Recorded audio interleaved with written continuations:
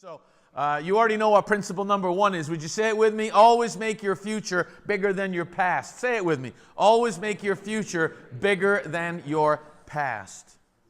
It's a mindset. It's a lifestyle. And I'm not going to go over all the blanks. They're there for you. Principle number 2, if you want to be a contributor instead of a consumer. Got your pen ready? Now, there's some things that are not going to be on the screen tonight. Just don't hate me. I'll tell you they're not on the screen. You can write them down. Some will be a Bible verse. Some will be a thought that I had while I was in Florida. So principle number 2, listen. Always make your contribution bigger than your reward. Principle number 2 is always make your contribution bigger than your reward.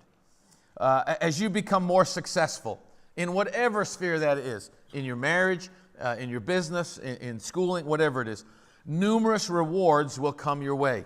Yes, even in your marriage. When you're successful in your marriage, you'll be rewarded. Your wife will love you more. Your husband will love you more. Things will be better in the home. There's a reward for getting it right in life. As you become more successful, there will be numerous rewards, and they'll come your way. Greater income, greater praise, greater recognition, reputation, status, capabilities, resources, and opportunities. Do you know that the more successful you are, the more opportunities you get? And the more resources will come your way? Some people get all worked up about this. Well, that's not fair. It ought to be equal. I don't know where you're living. Life is not fair. The world is not equal. We're not all on the same playing field. Success is not written down. It's not on the notes. Write it down. Success is compounded. When you're successful at something, the next thing will be easier. Buying your first home is a real struggle for some young couples. Can I tell you something? After owning a bunch of homes, when you buy your second home or your third home, it's easier. Why? Because you have the sale of the first home, and hopefully you got a little equity. And you've been down this road before, and so now that's easier. And if it's your third home, you say, wow, now I got a lot of equity, and look how easy this is. And our homes get bigger, and they get better, hopefully, if things are moving in the right direction. Some of you remember your starter home, remember? Or your first apartment. I remember my wife and I's first apartment. Oh, my goodness. A tiny little thing. Anyway, listen, these are, oh, wait, I said write it down. Success is compounded. Write this down. It'll break your heart. Failure is compounded. If you get it right, things get easier. If you get it wrong, things get harder. And sometimes when things are going harder, you got to stop and ask yourself, what have I gotten wrong? Let me go fix it. Let me go backwards. Sometimes you got to go back. I've stole my dad's sermon a million times. The story of Abraham. The Bible says God told Abraham, go out. And the Bible says he went out. This only works in the King James. It says he went out. And then it says, and then he went on. It says he went out. He stopped at Bethel. He built an altar. Then it says, and then he went on. And then it says there's a famine in the land. And it says he went down into Egypt. Down into sin and into stupidity. He gets his wife to lie, and he lies to everybody. You know the story. Tell them you're my sister because you're beautiful. They'll want to take you into the harem. They'll kill me. So he gets his wife to lie. And he gets jammed up and gets all in trouble. And then God kind of reveals the whole thing, and they throw him out. And the Bible says, and he went up. And when you were thinking with a normal mind, the next thing is to go on. So he went out, he went on, he went down, he went up. And then it says what? And he went back. He didn't go on. It says he went back. Where did he go? He went all the way back to Bethel, and it says he repaired the altar, and he sacrificed to the Lord, and he repented of what he had done. And then he went on. Sometimes when things aren't working out, you should stop. Now, sometimes it's just opposition. I get that. Like I said, no, if you lost your job, it's not a demonic spirit. But if you've lost 3 jobs in the last 4 months, you might want to stop and look and say, wait, maybe my attitude's not right. Maybe there's something I need to confess, in other words. These are all desirable things, not the failure, the recognition, the repetition, the reputation, the status and those. But they can actually be growth stoppers, I believe. They tempt us to become fixated on just the reward rather than focusing on still making a greater contribution. The way to guarantee that rewards will continually increase is not to think so much about the reward. Instead, continue making an even more significant contribution. I'll talk a little bit about goals in a minute, and I have nothing against goals, but sometimes what happens is we reach the goal and then we think we're done. You've worked with people and they have this target, they have this date. Once they hit it, that's it, they're done. You come back 2 weeks later and say, what are you doing? Nothing. Why not? Well, we hit the goal. Okay. They're waiting for you to give them a new goal. Why? Because they're consumers. Contributors are always, they're not looking at what am I going to get. They're like, what can we do? What can we keep doing? It's not in your notes. Write it down. Luke chapter 21. I'll read a little piece of it. Luke chapter 21 says this. Jesus, looking up, saw the rich people putting their gifts into the treasury. That's why I didn't print it. And you know this story. And he saw a poor widow putting in 2 small copper coins. And he said, truly I say to you, the poor widow has put in proportionately more than all of these other people. For they all put in gifts from their abundance, but she out of her poverty put in all that she had to live on. Jesus, there's one really cool thing in this story, and some people get upset when I say this, but every time I read that, I'm cognizant of this fact. Jesus was watching what people were giving. How? Because he says, did you see the rich people putting in what they put in? And I saw the woman put in her 2 pennies. So Jesus was watching what people were giving. I'm not saying he was there counting like, did you give enough? But he was observant. When we give, we should remember the Lord sees and the Lord blesses according to our heart. Not the amount, to our heart. And Jesus, here we are thousands of years later. Now, I don't know this woman's name. One day we're going to go to heaven and meet her. Because I think Jesus built her a special house on the street with his mother. But here we are thousands of years later, and I don't know who the rich people were, but we're not talking about them. And if we are talking about them, we're kind of talking about them in a negative fashion. The woman who put in the 2 last pennies that she had, we're talking about her. Jesus bragged on her. Why? Because she desired to make her contribution bigger than her reward. She wasn't focused on what she was getting. She was focused on what can I give? What can I put in? Not what am I going to get out? And unfortunately, a lot of times, the more successful we get focused on what are we going to get. I'm sorry, it's not in your notes. It is the contribution that makes us grow. You really should write that down. This is why we put pens in the pew. You can have a pen. You really should write it down. Listen, it's the contribution that actually makes us grow. It is the seed that makes us grow, not the harvest. It is what we plant that makes us bigger, that makes us fruitful. And so it is always the contribution that makes us grow. Whenever you give to something in life, and we're kind of zoomed in on money, so let's back up a little bit. Listen, when you volunteer, when you usher, when you work in the parking lot, we got one brother, Bob, what are you doing on the front row? You messed me all up, man. They demoted you. They put you in the back. If you're here on Sunday mornings, most of you, I don't care, have you met people? I meet people out in the grocery store and they say, hey, Pastor, I love your church. And it's not you. I've never done this to you. But I meet some people and I talk to them for a few minutes and then they walk away and my wife says to me, who are they? And I say, I have no idea. I don't know who they are. I've never seen them before in my life. But they tell me they come to church and I'm like, that's really cool because we got that many new people coming to church. And if I don't know your name, listen, don't take that as anything other than, man, I've never been in trouble and I've never been a heartache to the pastor. If I know your name, like Ernie's name I know, he's been in a lot of problems. I could go on, Paul on the front row here, knows a lot of problems. Knows Bob, my friend in the park, he's never been a problem. But if you're in church on Sunday morning, I don't care if you go first service, second service, or third service, you will meet Bob in the parking lot. He works all 3 services. And I've told him 10 times, say, Bob, you don't have to work all 3. He said, Pastor, when am I going to go? I like being here. I love being here. And he comes and he sits in church. Sometimes he's in church twice on Sunday morning. I'm waiting for him to get saved. He's here all the time. I don't know if he's looking for a job, but he's like, first job opening, I'm here, man. I'm in. I'm getting a gig here, But Bob would be the first to tell you if you talk to him, and he's kind of a shy guy, but if you talk to him, I know what he's going to tell you because when I try to tell him, Bob, you don't have to do it all. Pastor, he says, I love it out here. I love working with the guys. I love directing people. I love talking to people. Knows why? The contribution makes him bigger. He's not bigger because of who he is. Well, I just told you, he's kind of a quiet guy. He's kind of a shy guy. But he's big. He's larger than life. Why? Because his contribution is huge. And there are some of you, and I know some of you sitting here now saying, I come to 2 services, and, he's never mentioned me, Stop. You're being a consumer. Stop. Get a contributor mindset. It's the contribution that actually makes us grow in life. So always make your contribution bigger than your reward, and you'll be happy. Why am I so miserable? Because you're immature. Listen, a 4-year-old, I said we weren't going to make this about immaturity. We're going to make it about consumers and contributors. But think about a 4-year-old. They are so focused on the reward, not their contribution. If you do this, I'll give you that. Okay, can I have that now? No. First, you got to make your bed. No, I want it now. I want it now. Why? Because all they're focused on is the reward.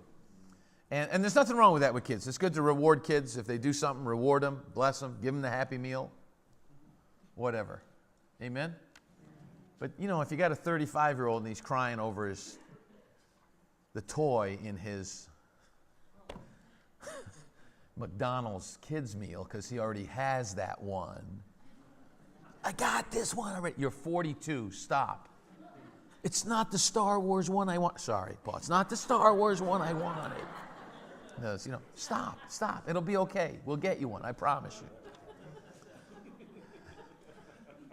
you. The contribution makes us bigger. Amen? One more thing, and I didn't write it down. Then I'll give you some blanks to fill in. This is not written down, so write this down. Listen to me. Abundance always flows towards contributors. I've seen this my whole life in ministry and in business. That if you get a person or a company that is only consumed with taking and never giving, either to their employees or to their workers, if you look at the Forbes 500 list of the top 500 companies in America, normally in the top 50 companies, those same 50 companies will rank relatively pretty high in the top 10 places of people that they want to work. Why? Because they treat their employees fabulous. Abundance flows towards a contributor. If you're a person who's going to give, I said it years ago, here's what I believe. God will put it in your hand if he can get it through your hand. God will bring it into your life if he can get it out of your life. But if you're like the Dead Sea, you know why the Dead Sea's dead, right? You know why, right? Because there's no outlet. Did you know this? I went there a few years ago. Somebody took me there. It's absolutely incredible. It stinks. And people were like lining up to go swimming in it. We got there and they said, if you want to change, you go swimming. I'm like, no. Have you smelt it? And then when you go swimming in it, listen, when you go swimming in it, that you see the pictures on people floating in it because they float, you know what I mean? I don't know if you know, when they go in it, as soon as you get out, you have to take this incredible jet shower to get all that stuff off you. And when they tell you when you go in, don't open your eyes, don't let it get in your ears, don't let it go up your nose, don't get any in your mouth. And I was like, would you like to go in? No. Why? I'm like, people lining up to go in this crud. The reason that it's so foul is because it is the lowest place on planet Earth, and water has flown into it for millennials, and there's no outlet. So the only way water leaves, it's in the middle of a desert, so there's a lot of evaporation. So the water leaves, but all the minerals stay. If this was full of salt, if this was salt water and you opened it up and let it evaporate, you realize that if there's a tablespoon of salt in here, that's all that would be left in the bottle. The salt's not going to go with the water. So all the minerals are left there, in other words. And that's what's wrong with a lot of people is they got no outlet. So all they do is take in. And you know what? They start to stink after a while. They really do. You can get around people that are takers. They stink. They're just, you can hear the sucking sound. You get, you're like, they're Christian vampires. They will suck the joy out of you, the life out of you, the money out of you, the happiness out of you. They're takers. Why? Because they're immature. And they're unhappy. They're not happy. Abundance flows towards a contributor. So, can I just give you a few thoughts on contribution? Listen, to make your contribution bigger than your reward, you must adopt an anti-entitlement attitude. I told you I'd give you a few blanks tonight. Listen, you must believe that you must give before you receive. So, to make your contribution bigger than your reward, you got to get rid of an anti-entitlement attitude. And listen, what I'm preaching to you right now, that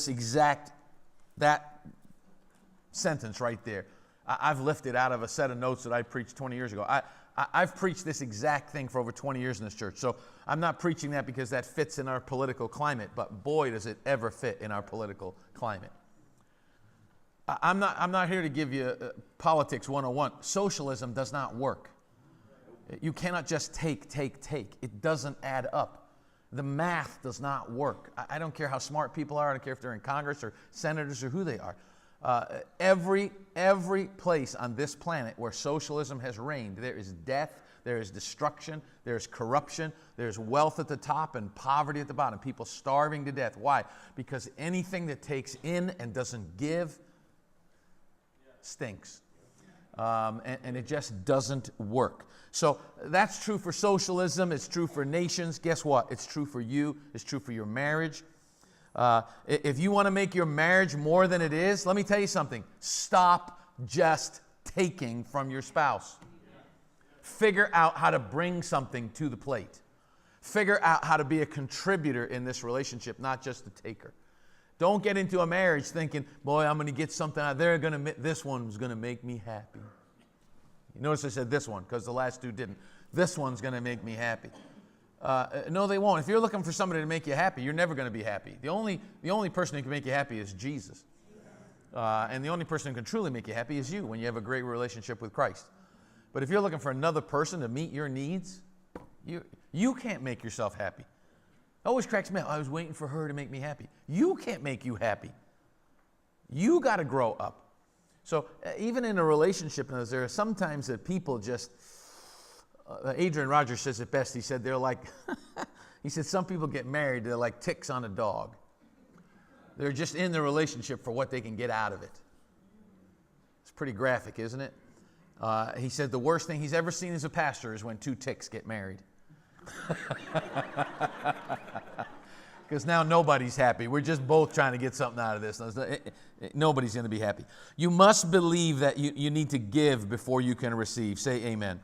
You got your pen, watch. You got to expect to serve before feeling like you deserve a reward. I don't mean to pick on my friend Bob here again, but some people would say that Bob received a reward tonight. Wow, the pastor mentioned you in church. That's awesome, man. The pastor talked about what a great Christian you are and how willing you are to work. That's incredible, man. What a pat on the back. And where'd that come from? It didn't come from me. It came because he's out there. Someone noticed what he was doing, in other words. The act comes before the reward. Now, if you work in the parking lot, we love you too. I love you too. Jim, I love you, man. I see you out there. Jim's an attorney. We got an attorney working in a parking lot. Do not aggravate him out there. When an attorney tells you to drive, you just drive. Okay, sir, drive. Either that or he'll pull you over and make you read 19 pages of boilerplate. You just read this, and then you can go on. Expect to serve before feeling like you deserve a reward. Determine success. You need to determine success by the seeds that you sow rather than the harvest that you expect to reap. So you got to start looking at success. Don't look at success as the accolade, as the reward. No, it's the seed. Who did I get to bless today? Who did I get to minister to this day? Who did I get to help, in other words? Picking on my friend here. But Bob doesn't work out there because he's hoping, someday Pastor Mark's going to say what a great guy I am. He's not out there for that. Good grief. He's been waiting a long time if he has been. Forget it. I'll tell you that. And worked the whole winter just to get that. What is that? Nothing. Who cares? But guess what? It is the seed that we sow that is what we're interested in when you're a contributor. I just want to plant seeds. I don't even have to... Listen, there are thousands of seeds I've planted in my life, and I've never seen the harvest. I'm not about the harvest. The harvest's not up to me. I'm not the Lord of the harvest. I'm supposed to plant seed. Amen? So I've encouraged people and blessed people, and I've invested in people. And I've never seen the end of it. Now, sometimes I get to see that. I can't say her name because I don't have permission. I got a private message on Facebook yesterday from a young woman who lives way, way, way upstate New York. And she said, Pastor Mark, can you help me? I need help on a little book. Can you tell me a book to do this? I've just finished a study on this. And she said, I was watching last week your study hall on the 3 C's. On the consumer and the contributor, and I was blessed by it. It was wonderful. And she said, I remembered being a 11 and 12-year-old girl sitting in the second row with my family in your church when I was a little kid. Now, she came with her mom and dad years and years and years. She's a grown woman now. So she came with her parents when she was a young girl. And her parents, sadly, they got divorced, and it was a big breakup in the family. And I lost touch with them. And she friended me, or I friended her a little while ago on Facebook. And here she was writing to me saying, I just love that you got live stream. She might be watching tonight. If you are, I'm not going to say who you are, but you know who you are, so bless you. She blessed me because she said, man, I've been watching the live stream, and it's so encouraging, and it's great, and I'm so blessed by it. And I thought, man, there's somebody that you knew all those years ago. And she said, I remember you preaching, and I remember the way you would deliver things and how it blessed me. And she said, I remember you always told the truth. And, she was just such I felt fabulous. I wanted. It was wonderful. It's just wonderful. So sometimes you do see the harvest. But when that young girl was in church, I wasn't thinking every time I looked at her or I spoke to her or I tried to encourage her, I wasn't thinking, oh, someday I'm going to get a real pat on the back out of this. No, it's like, if you were, I don't think it would have worked out because people read you pretty good, don't they? So listen, each morning ask yourself, who can I add value to and how can I do it? Who can I add value to today? No, it's not in your notes. You got to write it down. How can I add value to somebody and how can I do this today?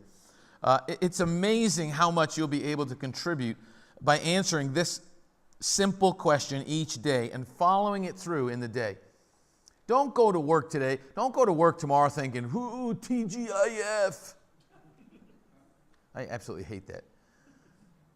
It's Friday. And I was like, oh, I made it another week. And I was, what an attitude. No. Go to work tomorrow. Let's try this tomorrow. Find somebody at work tomorrow that you can encourage.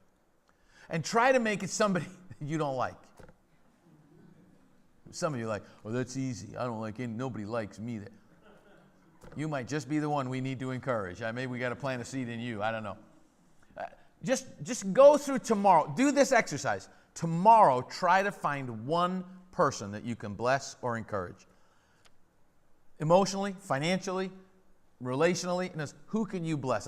Some of you can say, I'm going to encourage my wife tomorrow. Stop. Too easy. Find somebody at work. Find somebody that you meet in a grocery store. Compliment somebody. It's easy to compliment people. It's amazing to me how shocked people are sometimes when you compliment them. Now, don't get weird. Don't be doing the Joe Biden hug and grab and all that stuff. And, my pastor said I got to hug you today. No. Don't go to work and do that tomorrow, all right? No. Personal space, all that stuff, all right? But you can compliment somebody. I compliment people. I say, man, your hair is beautiful. And don't say that to a man if you're a man. But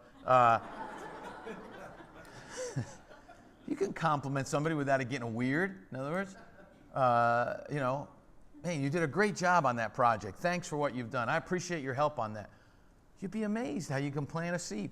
Yeah, but Pastor, what do I get out of that? You missed it. You missed the whole thing.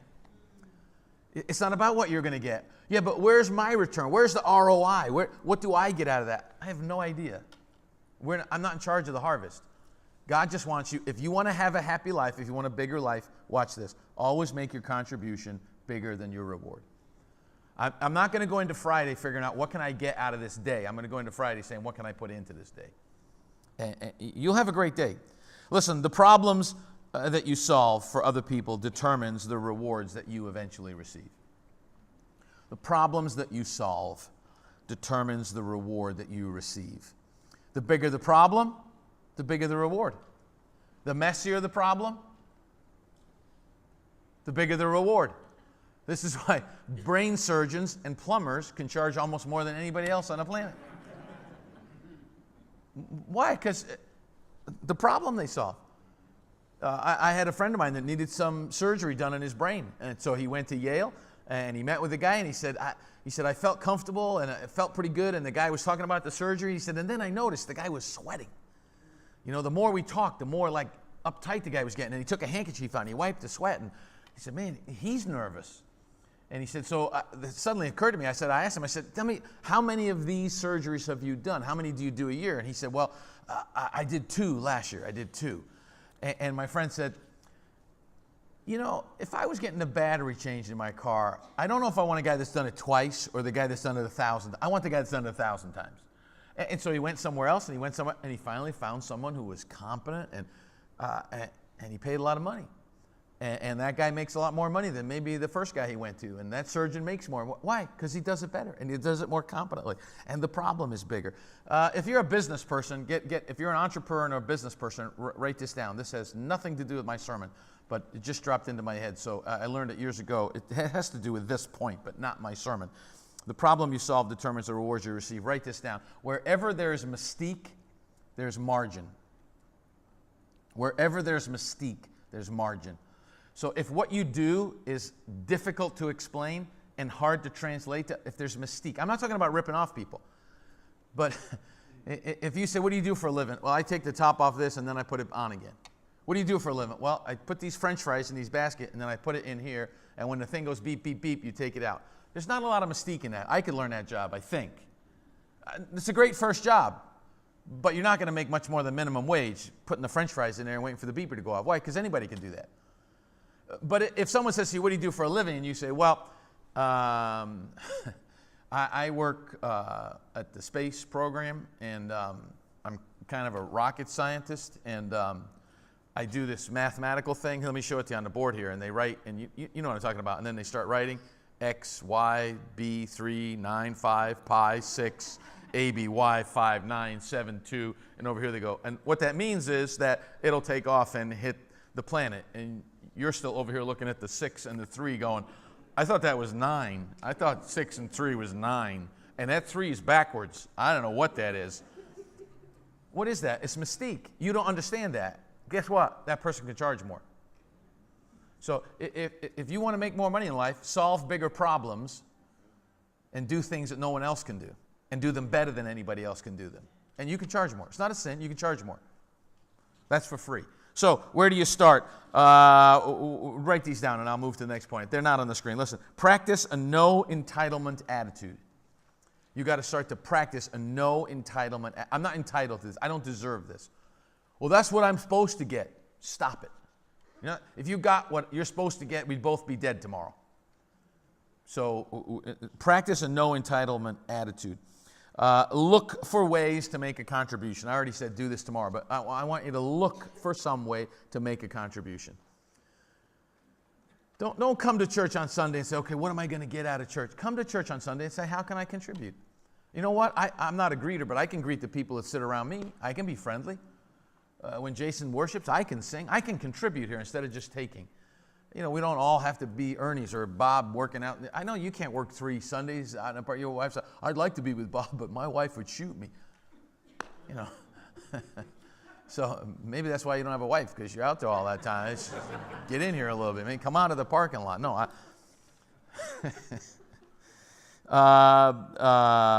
listen, beware. Don't ask me how to spell it. Beware of reciprocity.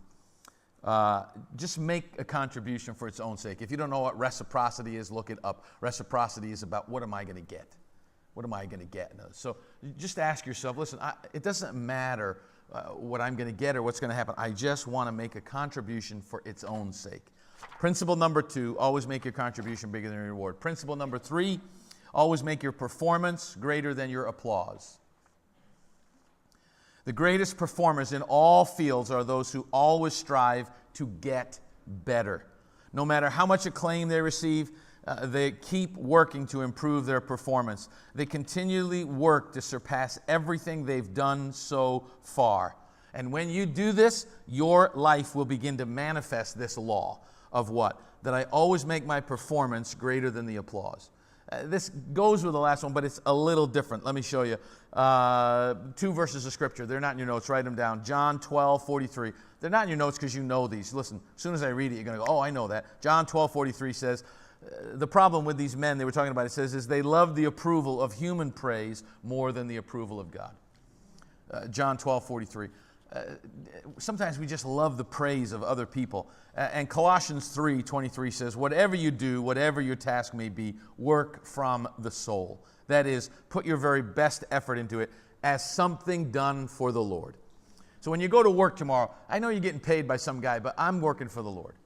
I'm doing my job. I'm a secretary, I'm a manager, I'm a carpenter, I'm a plumber, but I'm doing it as unto the Lord.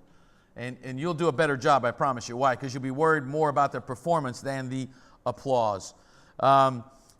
Because here's what happens is we grow. Remember how I told you before, we grow. I got to go back. The contribution makes us grow. Watch this. Growing happens through performance, not through applause. We don't grow when people are clapping for us. We grow when we are doing the performance. And every time we perform, we grow. We get better. Every time we do it, we get better at it. Every time we do it, we get more efficient at it. And I just recently got to go watch a bunch of our kids from the church. Tons of kids from our church were in the play down at Christian Heritage. Some parents over here. What a proud moment. That $1 million education paying off. Those 11 minutes on the stage. But I got to go watch my niece. She was the star in the show. She played Maria in The Sound of Music. It's over a month ago now, and in our house, we're still going around the house. I'm like, stop with that. It's in my head. She did a fabulous job. She really was the star of the show. But she would tell you herself that from the first night to the last night, she got better and better and better as she went along. Why? And all the kids did. You watch the kids. They're great. They're awesomeness. But maybe they missed a little cue, a little line. The next night they didn't. Why? Because we grow through performance. And they're not waiting just for the... listen, it's about the experience. So don't be afraid of the experience of performance. Always make your performance greater than your applause. Somebody say amen. Amen. I don't want to be graphic with you, but that's true in every area of our life. It's true in the boardroom. It's true in the bedroom. It's true everywhere in life. Don't worry about getting all the accolades, and it's always about the experience. Keep your performance fresh. No resting on yesterday. So here's a couple of quick thoughts on performance. Watch. Thoughts on performance. To make sure your performance stays a step ahead of your applause, be growth-driven instead of goal-driven. So be growth-driven instead of goal-driven. It's like I said, I got nothing against goals. I'm not. There's another slide, so I want to make sure you got that one. Listen, I'm not criticizing goals, but if we aren't careful, goals can actually limit our growth. If we set them too high, they demotivate us. If we set them too low, we're tempted to relax when we hit them rather than pushing for our best performance. So I have no problem with goal. I get that. But sometimes you got to do something just for the sheer glory of the performance. I'm just doing it as unto the Lord. I'm just working today. I'm not doing it because I'm going to get the promotion. I'm not doing it because some guy's going to pat me on the back. I'm doing it for the sake of doing it, because it's the right thing to do. Amen? Growth is a long and consistent process. No substitution can be made or shortcuts taken which avoid the day-to-day process of growth. There are no shortcuts to success. No such thing as an overnight success. We see these people interviewed on TV. He's an overnight phenom. No. If he is, he's not going to last. Because whatever he did is not real. Overnight success, no such thing. Listen, high achievement always takes place in the framework of high expectations. So again, this is these 2 points kind of marry each other. Always make your contribution bigger than the reward. Don't focus on the reward, focus on the contribution. Make your performance greater than the applause. And applause is different. So there's nothing wrong with applause. There's nothing wrong with being patted on the back. But man, make sure that that's not your focus. My focus is the performance. And so high achievement, it takes place in this framework of high expectations. I expect this of myself. I'm not doing this to please somebody else. I'm doing it as unto the Lord and for myself, for my own self-worth, for my own. I got to hold my own head high. I did the best I could do. It might not be as good as anybody else, but I did the best I could do with that. Amen? So where do you start? They're not on the screen. Write these down. Watch this. Create your own standards of performance.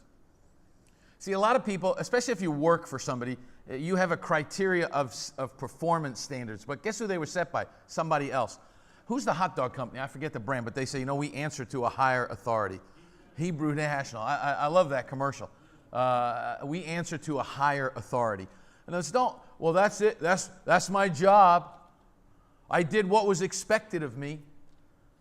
I guess you're going to get the applause. Yay, you did your job. Yay. Let's get him a trophy. There you go. Hey. I hate that trophy for everybody stuff, don't you? Just absolute foolishness in those. Because why? Where did the trophy for everybody come from? I'll tell you where it came from. We're focused on the applause, not the performance. Everybody gets praised. That's not real life. And it's not what we should be focused on anyway.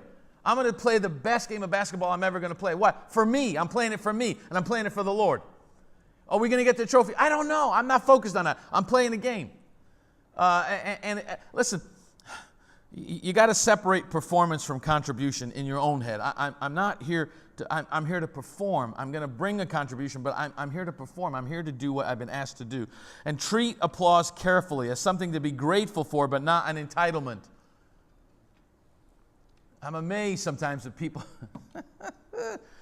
Before I did what I do for a living now, I worked for retail, and so I worked with thousands of employees and thousands of people. And part of what we did was manage performance reviews. And it was amazing to me how much people waited for that performance review to get patted on the back. And I was like, set your own standard of performance. My boss requires this of me. I require this. You'll never worry about what your boss does. My standard is higher. Try to be present in the moment. In order to perform at your best, you need to focus on the moment, not the applause at the end. So can I go back to my niece for a second?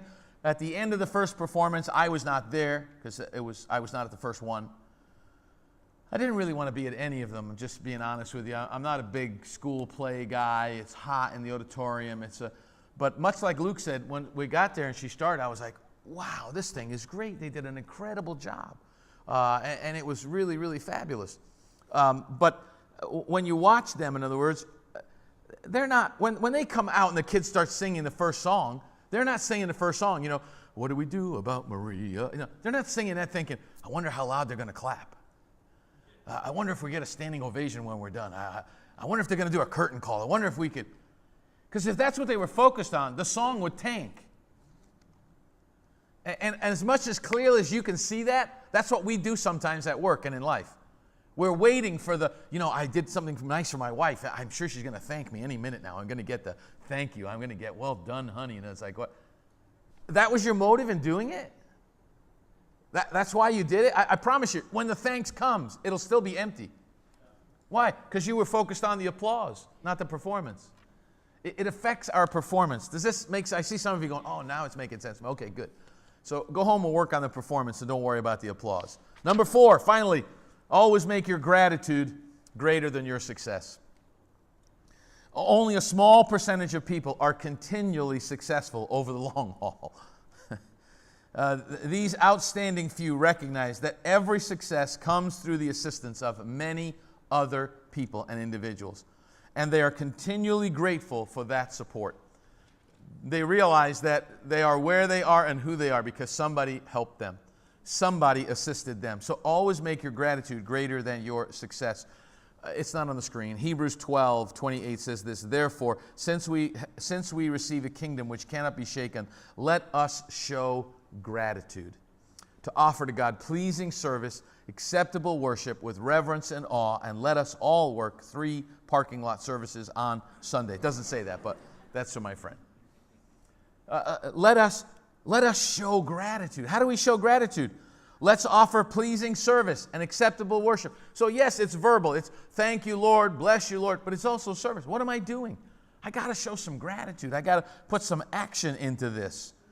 Appreciating anything makes it all possible. So appreciating is what makes growth possible. The more you appreciate something, the more of it you'll have. The more of it's a blessing. So you and I need to learn to practice what I call proactive gratitude. Make sure, stop, go out of your way to say thank you when somebody does something for you. Don't you hate it when you open the door for people, they walk through and no. You're welcome. My wife gets mad at me because I always, you're welcome. If it's a woman or a small man, if it's a really big muscular, I don't say that, but right ahead, sir, go right ahead. A few thoughts on gratitude, and I'll let you go home. Watch this. We see the value in people and things, I believe, through proactive gratitude. Once we see this value, we naturally treat these people and things with greater respect. Now, I've used the word there, proactive gratitude, because a lot of people say, well, I'm grateful, I have gratitude. But to me, unless it's proactive, it's not the kind of gratitude that really gets you far in life. It's proactive. I'm not waiting for someone else. I'm back to my mature and immature. What do you have to do with children? Say thank you. Grandma gave you something. Come on now, say thank you. I'm going to take it away unless you say thank you. And they never do. You know, they threaten to take it away, but they don't. Like, okay, let them have it. Not me. I take it, little brat. When you say thanks, you can have it back, you know. Proactive gratitude. Notice. Don't make someone else. I said this earlier. When you come to church on Sunday morning, don't wait for the third song. And Jason is banging on the floor, and he's singing it 15 times because you're still standing there like this. You got to come to church on Sunday morning. When you leave your house, you got to say, man, I'm going to the house of the Lord. I have had a week that is like from hell and back. I've had the worst week I've ever had. But I am going up to the house of the Lord, and I will put all that behind me, and I will enter his courts with praise.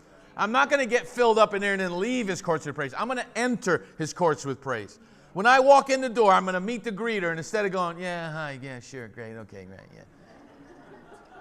How many people have you shook hands with? Do you have any Perel? Do you have a cold? I don't want to really shake your hand. You know, and then you come in, you know, you're like, oh, the foyer, they're late again. Mark must be on. No. Look, we're here. Someone's got our seat. Your seat. Someone took our seats. I don't know what we're going to do. Where's Andy? I need an usher. We got ushers. We got more ushers in this church. I love our ushers. I love ushers. Ushers to me is one of the most.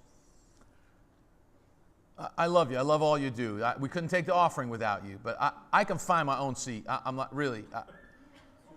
Four. I could walk down here and find 4. I could do that, but we got to get him a glove or something. Come this way. Come. 4.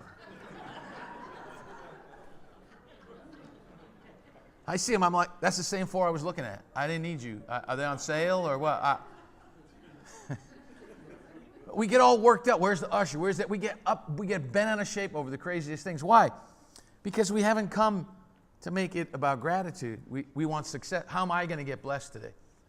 Are we going to get out on time? Probably not.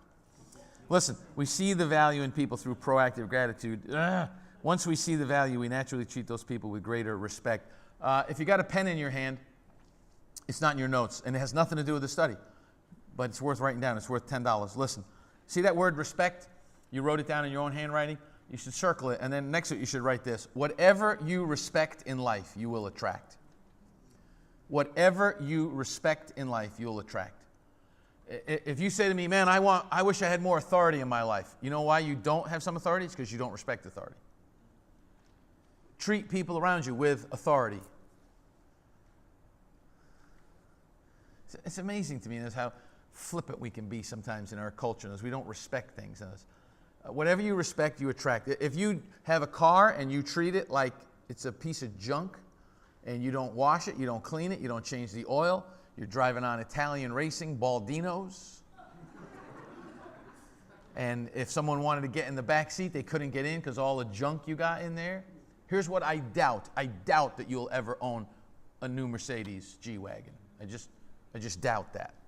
That's not in your future. Why? Because you don't respect the car that you have now. So how would you attract a better one that you have now? Some of you saying, I'm going to start respecting my wife. Will I get a better one than I have now? The answer to that question is yes. Yes, you will. Because when you start to respect your wife, she will be a better person for that, and you'll end up with a better wife. Because whatever you respect, you attract. Whatever you respect will come into your life. That had nothing to do with my study, but it was, listen, people and resources are drawn to where they are valued most. People and resources are drawn to where they're valued most. I don't want to make this just about little kids again, but when you give a little kid something and they're grateful and they're thankful, and I've blessed little kids in our church. There's a young man that used to go to our church. They live in Texas now, and I blessed him a couple of times with a book, and then one time I preached with a motorcycle helmet on. I gave it to him. That guy still writes to me. He's 14 years old now. He still writes to me, still connected with me, in other words, and I value that relationship that I have with him. Why? I'll tell you why. Because he was always incredibly grateful. I never gave him anything where he didn't send me a little card. Now, I'm sure his parents encouraged him to do it at first. Which is not a bad thing to do with kids. Now, let's teach them how to write a thank you note. Some of you millennials, that's a note. It's a card. It opens up, and you take a pen and you write inside it. with like real words inside there.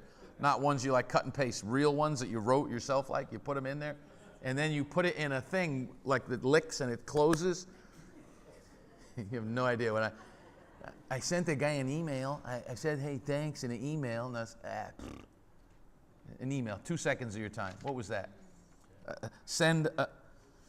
Listen, the world responds to gratitude by making more of everything that we appreciate and making more of everything we appreciate available to us. Again, this goes back to whatever you respect, you attract. Whatever you're grateful for, more of it will come into your life. When a kid is grateful, you got no problem giving them something on their next birthday or something the next time around. When a person is ungrateful, I've blessed people. I've blessed people in the kingdom. I've blessed pastors. My dad and I were with someone a little while ago, and we blessed this pastor. Pretty good blessing. And he never wrote, he never thanked. He didn't really thank us at the moment, but he never wrote, he never texted, he never sent an email, anything else. And a year later, we heard that there was a little situation in his life, and my dad said, hey, I heard brother so-and-so, he got a little problem. Do you want to do something? I looked at him, I said, nah, not so much. I said, Dad, we did that thing a year and a half ago. I said, the guy never even thanked you. He never sent a note, never did anything. That's what, not an effort to even say thank you. My dad said, but he was going through a lot. I said, nah, I'm done. Well, that wasn't very spiritual of you. I don't care. It's just who I am. In other words, why would I do it again? In other words, I'm not going to do it again. I give it to somebody who's grateful. So I gave it to my dad. And he gave it back to me. So we just keep giving each other now. That's... listen, every night list 5 things that happened in your day that you're grateful for. Try this nightly exercise. You don't have to do it every night. Try it tonight. So tonight do this. Tomorrow find someone to plant a seed with. What it will begin to do for you is change your perspective on your day and your life. Normally at the end of the day, here's what we say. How was your day today? Whew! Terrible. Idiots. You can't believe the people I got to deal with. Can't believe the people I got to... My wife's like, you work at a church. I know. You can't believe what I got to put up with. At the end of the day, we normally complain about everything that happened to us. I mean, stop and think. I know even in my own life. So if someone asks me late in the day, how was your day today? Whoo, crazy. Man, I had to do this. I ran there. I did this. Rarely when someone says, how do you day? Was your day today? Rarely do we say, whoo, I'll tell you what, man. I met with a young person this morning, and man, they blessed my heart. And then after lunch, I called this guy, and man, we had a great conversation. He so encouraged me. And did those things happen in the day? Yes. But what do we focus on? We focus on the problem, in other words.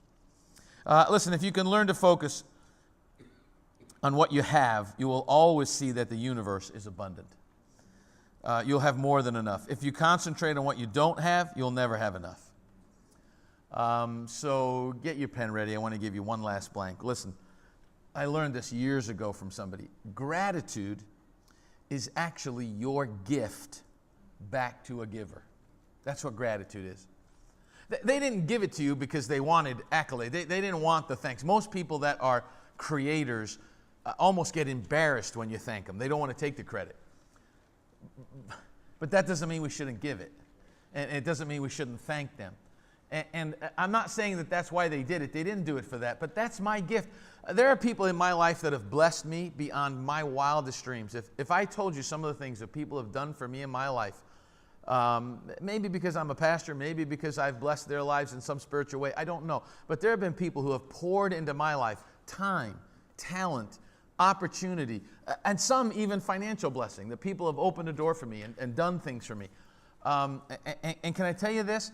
There are some people that have blessed me, and when you stop and think, okay, now what can I do for them? Have you ever had anybody that's blessed you and you think, what could you do for them? And you go, nothing. I mean, the guy is $1 million. I couldn't buy him anything. He can have whatever he wants. I can't introduce him to anybody. He knows 1,000 people more than I know. What could I ever do for this person? Guess what you could do? Show gratitude. Just show gratitude. It's the greatest gift you can give to a giver. It just gets them so pumped to say, man, who else can I bless? Who else can I help? So where do you start? Write down what you're grateful for. Say amen, you're going to do it. Figure out how to express that gratitude. Expressed gratitude has a ripple effect, so figure out how to express it. Send a card. Someone blesses you. Let me give you an exercise. Watch this. Don't raise your hand. I want you to think for a moment. Can you think right now of somebody that either led you to the Lord or affected your early Christian faith walk? And for some of you, that might be 5 months ago. For some of you, it might be 10 years ago. Don't make it here at New Life. Somebody that you know, not a pastor, a person. You say, man, remember that guy? Yeah, I went. Yeah, he told me about the Lord. He witnessed to me and others. Do this tomorrow. Don't message him on Facebook. Get their address, write him a card and say, hey, I was in church last night. And the pastor was talking about being grateful, and your name came into my mind. 20 years ago, 15 years ago, 5 months ago, you told me about a church. You told me about Jesus. You gave me a Bible. And you opened the door in my life to God's work in my life. And I just wanted to write and tell you thanks. Keep doing to people what you did for me. And I know one day God's going to bless your socks off. When that person gets that card, they're going to be on cloud 9. Why?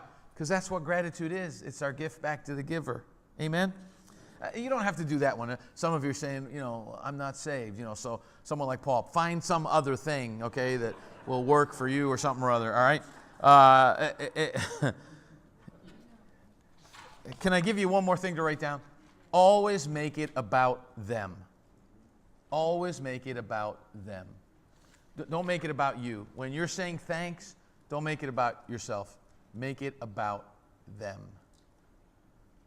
Are you ready to go? Some are all ready to go. They've gone. Bob's got to go. Bob, go. Bob, go. Get out in the parking lot, Bob. Go. Let's hear it for Bob. Let's give him thanks for working in a parking lot all those times. Let's hear it for Bob. All right, Bob. Show your gratitude. Come on.